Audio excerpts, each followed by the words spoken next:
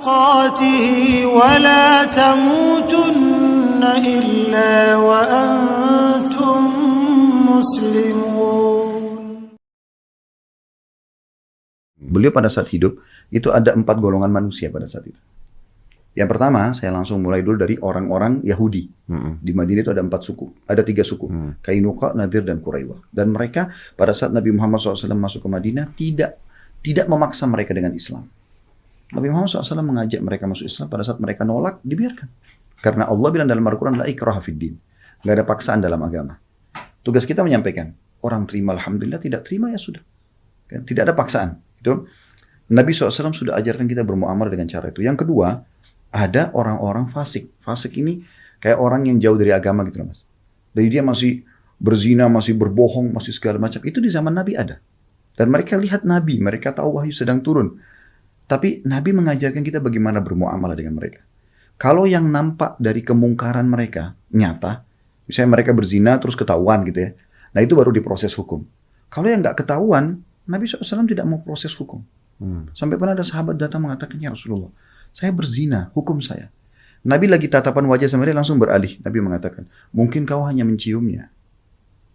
Terus dia datang lagi, ya Rasulullah, saya udah berzina. Nabi balik lagi, buang muka dari dia gitu. Mungkin kau hanya memeluknya. Jadi Nabi coba alihkan, kamu kalau buat dosa, kamu nggak ketahuan, pergi tobat gitu loh. Ya tobat aja udah gitu ya. Nggak ada pengakuan dosa, nggak ada, itu nggak ada dalam Islam. Tapi karena dia tetap ngotot, barulah kemudian dia berikan kesaksian terhadap dirinya sendiri, lalu kemudian Nabi SAW hukum. Tapi ini cara Nabi bermuamalah, gitu kan.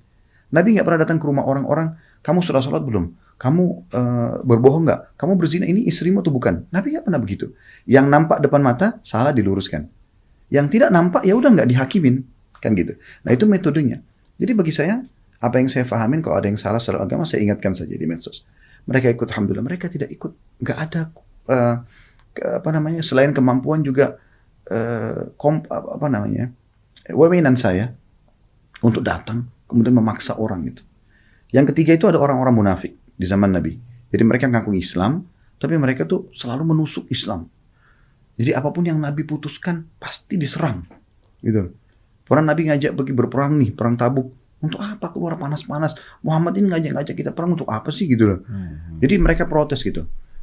Nabi SAW pernah kehilangan unta. Kemudian ada satu orang munafik mengatakan, masa sih ini orang mengaku sebagai Nabi, tapi nggak tahu untanya hilang di mana gitu.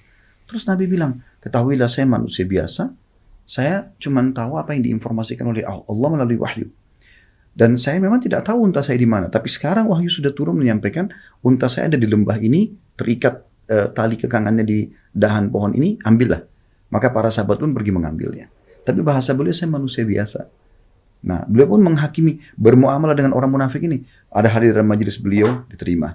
Sholat bersama muslimin, diterima. Pergi jihad, silahkan. Tapi kalau ketahuan apa yang mereka lakukan salah dan nyata, kepergoklah ya, maka diluruskan bahasa kita. Yang terakhir itu adalah orang-orang beriman. Ini yang keempat. Nah, orang beriman ini yang selalu senantiasa meluruskan 3 golongan ini. Yang kafir diajak beriman, yang fasik tadi diajak tinggalkan maksiat, yang munafik ini diluruskan, diajak untuk kembali memurnikan keimanannya. Mereka terima, alhamdulillah. Mereka tidak terima, selesai.